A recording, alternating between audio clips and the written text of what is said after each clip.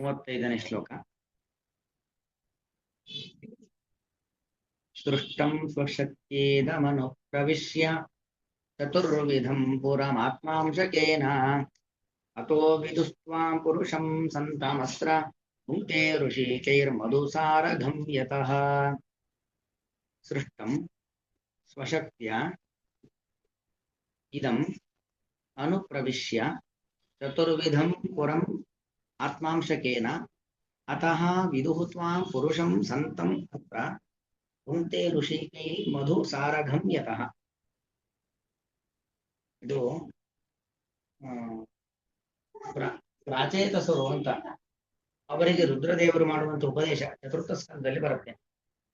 ಅದು ಪ್ರಸಿದ್ಧವಾದ ರುದ್ರಗೀತೆ ಅಂತ. ರುದ್ರದೇವರು ಭಗವಂತನ ಮಹತ್ವವನ್ನ ಜಗತ್ತಿಗೆ ಪ್ರಾಚೇತಸರ ಮೂಲಕ ತಿಳಿಸಿಕೊಡುವ ಒಂದು ಸಂದರ್ಭ. ಹರಿಸರ್ವೋತ್ತಮತ್ವವನ್ನು ರುದ್ರದೇವರು ಕೊಂಡಾಡುವಂತ ಒಂದು ಸಂದರ್ಭ. ಅಲ್ಲಿ ಬಂದಿರತಕ್ಕಂಥ ಶ್ಲೋಕ ಇದು. ಭಗವಂತ ಏನು ಮಾಡ್ತಾನೆ, ಸ್ವಶಕ್ತಿಯ ಇದಂ ಸೃಷ್ಟಂ, ತನ್ನ ಶಕ್ತಿಯಿಂದಾಗಿ, ಅಂದ್ರೆ ಅವನ ತೇಜಸ್ಸು.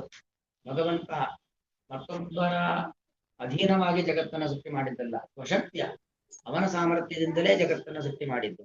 ಯಾರಿಗೇ ಆಗ್ಲಿ ಮತ್ತೊಬ್ಬರ ಸಹಕಾರವಿಲ್ಲದೆ ಏನನ್ನು ಮಾಡ್ಲಿಕ್ಕೆ ಬರೋದಿಲ್ಲ.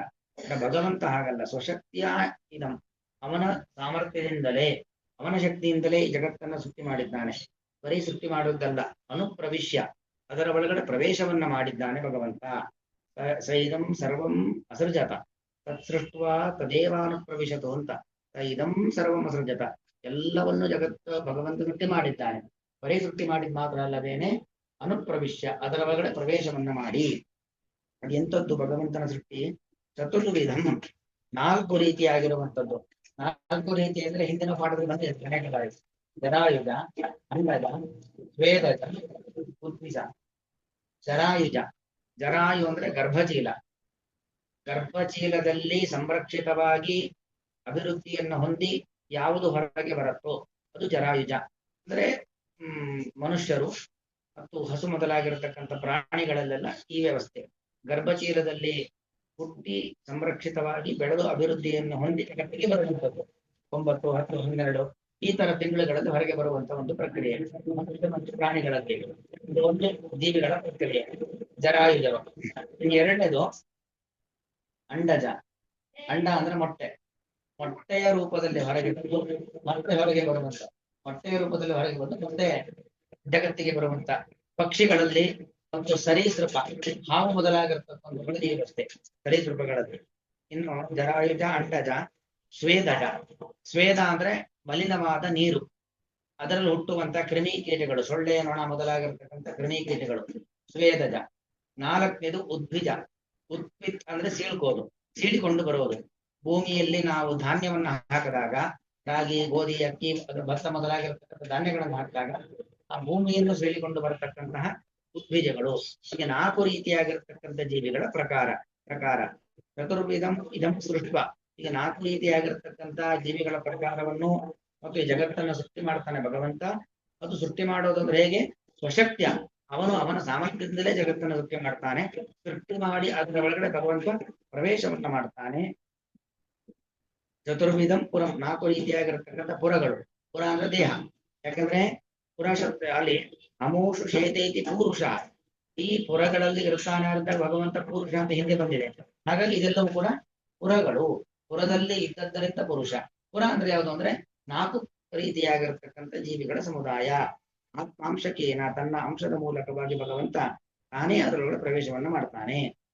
ಅಂದ್ರೆ ಬಿಂಬರೂಪದಿಂದ, ಅದೇ ಬಿಂಬರೂಪ, ತಾನು ಒಳಗಿದ್ದಾನಲ್ಲ ಅದೇ ನಮ್ಮೆಲ್ಲರ ಬಿಂಬರೂಪ. ಅಥೋ ವಿದುಸ್ತ್ವಾಂ ಪುರುಷಂ ಸಂತಮತ್ರ, ಅತ್ರ ಸಂತಂ, ಈ ನಮ್ಮ ದೇಹದಲ್ಲೇ ಸಂತಂ ಇರುವಂತಹ, ಸಂತೋ ಸಂತಹ, ಸಂತಂ ಇರುವಂತಹ ನಿನ್ನನ್ನು ಜ್ಞಾನಿಗಳೆಲ್ಲರೂ ಕೂಡ ತ್ವಾಂ ಪುರುಷಂ ವಿದುಹು, ಪುರುಷ ಎಂಬುದಾಗಿ ಕರೀತಾರೆ. ಯಾಕೆ ಪುರದಲ್ಲಿ ಇದ್ದೀಯ ನೀನು, ಪುರುಷು ಶೇತೈತಿ ಪುರುಷ, ಪುರಗಳಲ್ಲಿ ಇದ್ದೀಯ ನಿನ್ನ ಪುರುಷ ಅಂತ ಜ್ಞಾನಿಗಳು ಕರೆಯುತ್ತಾರೆ. ನಮ್ಮೆಲ್ಲರ ದೇಹದಲ್ಲಿ ಭಗವಂತ ಇದ್ದಾನೆ ಅಂದ್ರೆ ನಮ್ಮೆಲ್ಲರ ದೇಹ ಪ್ರಾಕೃತವಾದದ್ದು, ಸತ್ವರಜೋ ತಮಗುಣಯುಕ್ತವಾಗಿರತಕ್ಕಂಥದ್ದು, ಪಾಂಚಭೌತಿಕವಾಗಿರತಕ್ಕಂಥದ್ದು. ಹಾಗಾಗಿ ಭಗವಂತನಿಗೂ ಅವುಗಳ ಲೇಪ ಇದೆಯೋ. ಮತ್ತೆ ನಮ್ಮಲ್ಲಿ ಕಾಮ, ಕ್ರೋಧ, ಲೋಭ, ಮೋಹ, ಮತ್ತರಿಗಳು, ರಾಗದ್ವೇಷಗಳು ಕೂಡ ಇದೆ. ಅದರಿಂದ ಒಳ್ಳೆ ಕಾರ್ಯ ಮಾಡ್ತೀವಿ, ಕೆಟ್ಟ ಕಾರ್ಯ ಮಾಡ್ತೀವಿ. ಅದರ ಲೇಪ ನಮಗೆ ಬರುತ್ತೆ. ಹಾಗೆ ನಮ್ಮಲ್ಲಿ ಬರುತ್ತೆ ಅಂದ್ಮೇಲೆ ನಮ್ಮೊಳಗೆ ಇರತಕ್ಕಂಥ ಭಗವಂತನಿಗೂ ಕೂಡ ಪುಣ್ಯ ಪಾಪಗಳ ಲೇಪ ಇದೆಯಾ, ಪಂಚಭೂತಗಳ ಲೇಪ ಇದೆಯಾ, ಸತ್ವರಜೋ ತಮೋ ಗುಣಗಳ ಲೇಪ ಇದೆಯಾ ಅಂತ ಕೇಳಿದ್ರೆ ಇಲ್ಲ. ಭಗವಂತ ಋಷಿ ಕೈ ಮಧುಗುಂತೆ ಕೇವಲ ಮಧುವನ್ನ ಮಾತ್ರ, ಮಧು ಅಂದ್ರೆ ಅರ್ಥ ಏನು, ಸಾರವನ್ನ ಮಾತ್ರ. ಭಗವಂತನಿಗೆ ಹೆಸರು ಸಾರಗ್ರಾಹಿ ಅಂತ. ಹಾಗೆ ಭಗವಂತ ಸಾರವನ್ನ ಮಾತ್ರ ಸ್ವೀಕಾರ ಮಾಡ್ತಾನೆ. ಯತಃ ಸಾರಘಂ, ಭಗವಂತ ಮಧು ಅಮೃತವನ್ನ ಮಾತ್ರ, ಸಾರವನ್ನ ಮಾತ್ರ ಯಾಕೆ ನಮ್ಮೊಳಗಿದ್ದು ಸಾರವನ್ನ ಮಾತ್ರ ಸ್ವೀಕಾರ ಮಾಡ್ತಾರೆ. ಯಾಕೆಂದ್ರೆ ಸಾರಘ, ಸಾರವನ್ನ ಸ್ವೀಕಾರ ಮಾಡುವುದು ಭಗವಂತ. ಅದರಿಂದ ಆ ಶಕ್ತಿ ಭಗವಂತನಿಗಿರುವಂತ. ಅದಕ್ಕೆ ಒಂದು ದೇವಸ್ಥಾನ, ಅವನು ಮಲಿನವಾದ ನಮ್ಮೆಲ್ಲರ ದೇಹದಲ್ಲಿ ಇದ್ದರೂ ಕೂಡ ಭಗವಂತ ಮಾಲಿನ್ಯದ ಲೇಪ ಇಲ್ಲ. ಭಗವಂತ ಸಾರವನ್ನ ಮಾತ್ರ ಸ್ವೀಕಾರ ಮಾಡ್ತಾನೆ. ಹಾಗಾಗಿ ಅವನಿಗೆ ಯಾವುದೇ ರೀತಿಯಾಗಿರ್ತಕ್ಕಂಥ ಕರ್ಮಲೇಪವಿಲ್ಲ, ಪಂಚಭೂತಗಳ ಸಂಪರ್ಕವಿಲ್ಲ, ಸತ್ವರ ಗುಣಗಳ ಸಂಪರ್ಕವಿಲ್ಲ ಎಂಬುದಾಗಿ ಆ ಭಗವಂತನ ಕರ್ತೃತ್ವ ಶಕ್ತಿ ಇಷ್ಟು ಪರಮಾದ್ಭುತವಾದದ್ದು ಅನ್ನೋದನ್ನು ರುದ್ರದೇವರು ಹೇಳ್ತಕ್ಕಂಥ ಒಂದು ಪ್ರಕರಣ. ದೃಷ್ಟಂ ಸ್ವಶಕ್ತಿ ಪ್ರವಿಶ್ಯ ಚತುರ್ವಿಧಂ ಪುರಮಾತ್ಮಾಂಶಕೇನ ತಥೋ ವಿದುತ್ವಾ ಪುರುಷಾಂ ಸಂತಮತ್ರ ಮುಕ್ತೇ ಋಷಿಗೆ ಮಧು ಸಾರಗತ್ಯತಃ. ಶ್ರೀಕೃಷ್ಣಾರ್ಪಣ ವಸ್ತು. ಇಲ್ಲಿಗೆ ನಿಲ್ಸಿರ್ತೇನೆ. ನಾಳೆ